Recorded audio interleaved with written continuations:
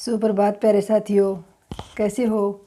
मैं कविता सिवरान, हिंदी व्याख्याता, आपके अपने YouTube चैनल केवी की कलम पर आपका हार्दिक स्वागत करती हूँ, अभिनंदन करती हूँ। साथियों, मैं आज शुरुआत करने जा रही हूँ अपने वीडियो की हमारे दूसरे राष्ट्र कवि रामधारी सिंह दिनकर की कुछ प्रेरणादायी पंक्तियों से। सच है विपत्ति जब आती है, कायर को ही दहलाती है। सूरमा नहीं विचलित होते, क्षण एक नहीं धीरज खोते। खम ठोक ठेलता है जब नर, पर्वत किए जाते पाँव उखड़। मानव जब जोर लगाता है, पत्थर पानी बन जाता है। मानव जब जोर लगाता है, पत्थर पानी बन जाता है। जी हाँ साथियों, मनुष्य में वह ताकत है, अगर वो चाहे तो अपनी दृढ़ इच्छा शक्ति के बल पर पत्थर को भी पानी बना सकता है। जी हाँ साथियों, जो आप सोच सकते हो वो आप कर भी सकते हो। जैसा कि अभी आप किसी भी भर्ती की तैयारी कर रहे हो, कोई भी एग्ज़ाम जिसकी आपने तैयारी की शुरुआत की है, तो यही सोच कर की है कि मैं इसको पार कर लूँगा, यानी इस एग्ज़ाम को मैं पास कर लूँगा। ये तो है नहीं कि आपने ऐसे ही तैयारी शुरू कर दी। तो आपने अगर सोच लिया है तो आप इसको बिल्कुल कर सकते हो साथियों। बस शर्त ये है कि आपकी इच्छा शक्ति दृढ़ होनी चाहिए और आपका पूरा समर्पण होना चाहिए अपने लक्ष्य के प्रति। साथियों, आज से और अभी से ही आप एक कॉपी में लिख लें एक लाइन कि मुझे 2024 में, चाहे वो व्याख्याता हो, सेकंड ग्रेड हो, थर्ड ग्रेड हो, मुझे हर हाल में एक सीट लेनी है। तो आप रोज़ाना एक पंक्ति आप अच्छे से लिख लें कॉपी में। जब भी आपका मन विचलित हो, आपको ये लगे कि नहीं मुझसे नहीं होगा, मेरे से इतना बड़ा सिलेबस पढ़ा नहीं जाएगा, याद नहीं होगा, तो आप उस पंक्ति को बार बार पढ़ें कि आपने क्या ठाना था और आप उससे पीछे नहीं हट सकते। तो साथियों, ज़रूर आप अपने लक्ष्य तक पहुंच जाओगे। बस आपको शुरुआत करनी है साथियों। शुरुआत थोड़ी कठिन होती है। तो अभी 2 दिन बाद नया साल आ रहा है। नए साल से आप लिख लें कॉपी में, रोज़ाना सुबह शाम उसको देखें, बार बार उसको दोहराएं, उस लाइन को बार बार लिखें। इतना पक्का कर दें उस लाइन को लिख लिख कर कि आप हर हाल में 2024 में सफल हो जाओ। नया साल में नई बहुत सारी आपको प्रेरणाएं मिलेंगी साथियों। आपको अपनी इच्छा शक्ति को दृढ़ करना है। अगर आपने अपनी इच्छा शक्ति को दृढ़ कर लिया तो आप आराम से अपने लक्ष्य तक पहुंच सकते हो। जैसा कि मैं अपनी बताऊं साथियों, आज मैं आपके सामने एक व्याख्याता के रूप में बैठी हूँ और मेरे जैसी लड़की भी जब सफल हो सकती है तो आप क्यों नहीं। क्योंकि मैं तो साथियों ना तो पढ़ाई में इतनी ज़्यादा इंटेलिजेंट थी कि बहुत अच्छे नंबरों से पास होती हूँ। दोस्तों 10वीं में भी बहुत कम अंक थे, 12वीं में भी, और 12वीं तक तो वैसे भी मुझे तो बिल्कुल नहीं पता था। वैसे आजकल तो बच्चे जागरूक हो गए हैं, 12वीं तक ही निश्चित हो जाता है, लेकिन पहले के समय में हमें 12वीं तक नहीं पता था कि हम क्यों पढ़ रहे हैं, हमें नौकरी करनी है आगे जाकर या कुछ और। बस ठीक है, घर वाले भेज देते थे, हम स्कूल चले जाते थे। उसके बाद साथियों 12वीं के बाद जैसा कि 4-5 साल बीच में छूट गई थी, फिर ग्रेजुएशन हुई। जैसे तैसे साथ में छोटा बच्चा था, कभी कॉलेज जा पाती थी, कभी नहीं जा पाती थी। फिर भी साथियों बीए हो गई। फिर बीए के बाद बस एक ये रूटीन सा था कि बीए हो गई तो बीएड कर लूँ। ऐसा कुछ नहीं था कि मैं बीएड करके अध्यापक बन जाऊँगी, नहीं, बस बीएड कर लिया साथियों। बीएड करने के बाद 2013 में मेरा बीएड कंप्लीट हुआ था।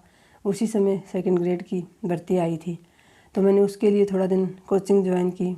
तो कोचिंग में गई तो मुझे पता चला कि किस प्रकार से एग्ज़ाम होते हैं। जिन स्वर और व्यंजन को हमने बचपन में पढ़ा था और जिनके बल पर ही हमने सारी पढ़ाई की है, उनके भी अलग अलग उच्चारण स्थान होते हैं, उनका भी अलग अलग विभाजन होता है। ये सब कोचिंग में जाकर मुझे पता चला, यानी दोबारा स्वर और व्यंजन से पढ़ाई शुरू करनी पड़ी, जीरो से बिल्कुल। फिर उसके बाद ऐसे ही साथियों समय निकलता गया।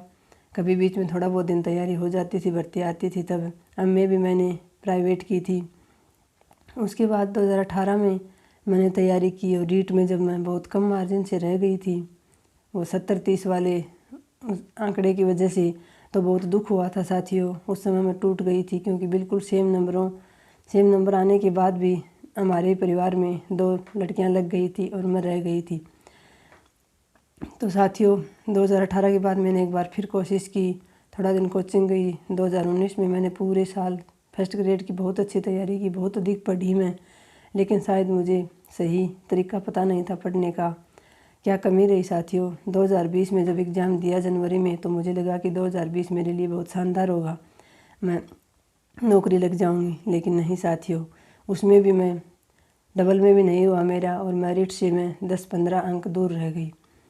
तो फिर तो साथियों मैं बिल्कुल टूट चुकी थी। मैंने मन बना लिया था कि अब मैं नहीं पढ़ूंगी, मेरे से नहीं हो पाएगा, क्योंकि इतनी बार असफल हो गई। फिर तैयारी करती थी तो घर वालों का भी दबाव होता था कि तैयारी कर रही है, तैयारी कर रही है, साथ में घर का भी काम, बच्चे, ये सब करके मैंने सोच लिया था 2020 के बाद कि मैं अब कहीं नहीं जाऊंगी, घर पर रहूंगी, घर का काम ही करूंगी। लेकिन फिर इसी दौरान कोरोना आ गया, तो घर पर रहते हुए कुछ काम था नहीं, तो 3rd ग्रेड की वैकेंसी आ रही थी 2021 में। उसकी बहुत अच्छी तैयारी की, उसमें नंबर भी बहुत अच्छे आए, लेकिन वो रद्द हो गई। लेकिन कोरोना काल में मैंने फिर से इधर उधर से कुछ सुना कि लोग 40-40 की उम्र में भी नौकरी लग जाते हैं। तुमने कोशिश शुरुआत की थी तो कोशिश तो जारी रखो।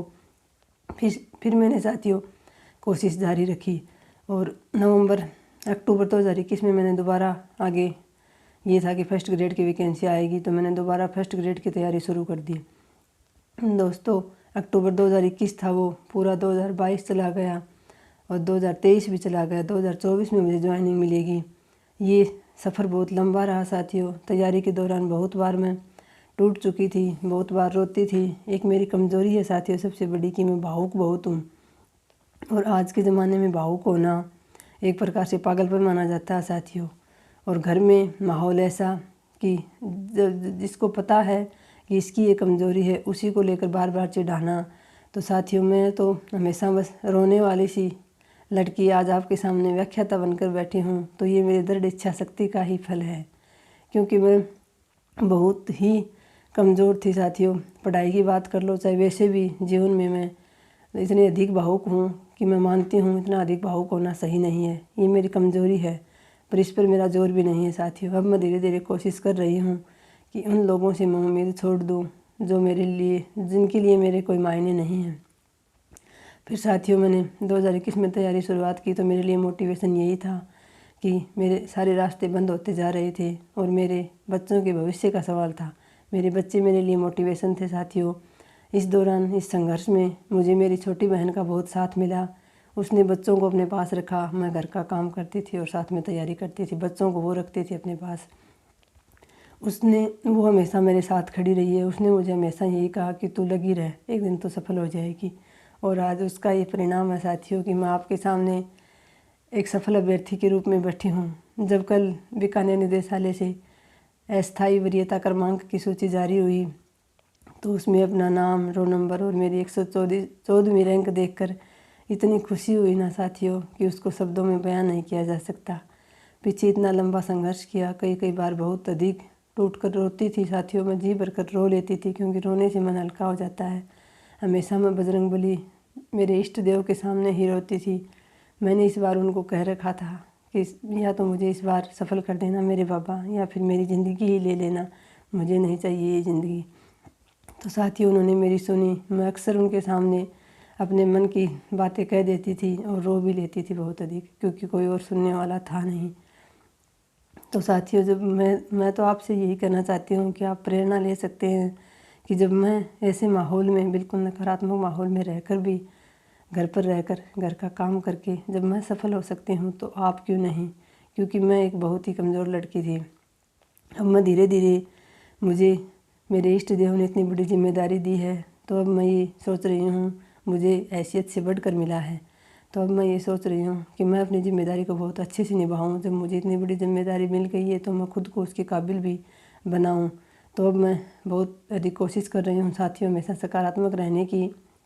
फिर भी कभी कभी मन है, ये हो ही जाता है भावुक। लेकिन अब जब जिम्मेदारी मिल जाएगी जनवरी में, मैं किसी 5-10 दिन के भीतर ही मैं किसी स्कूल में व्याख्याता के रूप में पहुंच जाऊंगी। तो साथियों, जब ये खुशी मिलती है ना, तो अब आप लोग भी पीछे के सारे संघर्ष, सारे दुख भूल जाओगे। अभी इतना लंबा समय बीता है। अक्टूबर 2022 में एग्ज़ाम के बाद पूरा 2023 बहुत मुश्किल से बीता है साथियों। परिणाम के इंतज़ार में आज आएगा, कल आएगा, रो रो कर बीता है साथियों। मैं बिल्कुल पागल किसी स्थिति में हो गई थी, इतना अधिक मुझे तनाव हो गया था जब डबल का परिणाम आ गया था और फाइनल का नहीं आया था। क्योंकि डबल का परिणाम आने के बाद आसपास में सबको ये हो गया था कि इसका नंबर आ गया। और साथियों, यहाँ लोगों को इतना कुछ ज़्यादा अधिक ज्ञान नहीं होता कि अभी डबल में हुआ है, फाइनल आना बाकी है। तो मुझे डर लग रहा था, क्योंकि मेरिट भी इतनी अधिक गई थी डबल की ही। तो मुझे लग रहा था कि मेरा अगर फाइनल में नहीं हुआ तो मुझे फिर से एक बार वही सहानुभूति के शब्द सुनने को मिलेंगे कि अब की बार डबल में होकर भी रह गई, सुना था तेरा हो गया, अब क्या हुआ। ये मुझे डर इतना ज़्यादा सताया साथियों कि मेरी स्थिति बिल्कुल पागल जैसी सी हो गई थी। लेकिन मेरे इष्ट देव ने मेरी सुनी साथियों, और अंत में 31 अक्टूबर को जाके मुझे ये खुशखबरी मिली कि मेरा फाइनल में चयन हो गया। उसके बाद भी साथियों, अब जब तक निदेशालय से काउंसलिंग के ये अस्थायी वरीयता क्रमांक जारी नहीं हुए थे, तब तक मुझे ऐसा लग रहा था कि क्या पता मैंने रोल नंबर गलत देख लिए हों, क्या पता अभी बीकानेर से मेरे लिए कोई खबर ना आए। लेकिन साथियों, जब कल अस्थायी वरीयता क्रमांक जारी हुए, उसमें अपनी फ़ोटो देखी, अपने पापा का नाम देखा, अपनी डेट ऑफ बर्थ देखी और अपनी रैंक देखी, तो साथियों बहुत अधिक खुशी हुई। उस खुशी को मैं आपके सामने शब्दों में बयान नहीं कर सकती। मेरा आपसे ये अपनी खुशी साझा करने का उद्देश्य यही है साथियों कि आप भी कोशिश जारी रखें, एक दिन आप भी ज़रूर सफल होंगे। जब मैं हो सकती हूँ तो आपको तो फिर भी कोई ना कोई सपोर्ट करने वाला होगा, या फिर आप शुरू से स्कूल में भी अच्छे रहे होंगे साथियों पढ़ाई में। मैं तो बिल्कुल कमज़ोर थी और बाद में भी कभी ऐसा सोचा नहीं, धीरे धीरे लेकिन परिस्थितियाँ ऐसी बनती गई और ये सब मेरी दृढ़ इच्छा शक्ति के बल पर हुआ साथियों। क्योंकि अब की बात तैयारी शुरू करने के वक्त मैंने कॉपी में लिख ही लिया था, जैसा कि मैंने आपको कई बार बताया है कि मुझे सहानुभूति नहीं, इस बार मुझे बधाई चाहिए, और वही मिल रही है साथियों। सभी को एक प्रकार से बहुत आश्चर्य हो रहा है कि ये लड़की भी सफल हो सकती है। बीच में इतनी बार पढ़ाई छूटने के बाद, इतनी बाधाएं आने के बाद, जब मैं एक कामयाब हो सकती हूँ तो आप क्यों नहीं साथियों। मैं आप लोगों के लिए एक मिसाल हूँ, आप मुझसे प्रेरणा ले सकते हैं। और साथियों, ज़रूर प्रेरणा लें, 2024 में आप ज़रूर कामयाब हो जाएंगे। 2024 आपकी सफलता का इंतज़ार कर रहा है। आप तो बस अपने इच्छा शक्ति को दृढ़ बनाइए, एक कॉपी में लिख लीजिए आज से ही कि इस साल में मुझे ये प्राप्त करना है। और आप रोज़ाना उस वाक्य को, उस लाइन को देखें साथियों, और सकारात्मक रहें हमेशा, और अपना मन सच्चा रखें, अपने इष्ट देव पर विश्वास रखें, और अपने मन में किसी के प्रति कोई बुरी भावना ना लें साथियों। सबका अच्छा सोचें, सबका अच्छा सोचेंगे तो आपका भी निसंदेह बहुत अच्छा ही होगा। तो आज की वीडियो में इतना ही साथियों। जय हिंद, धन्यवाद।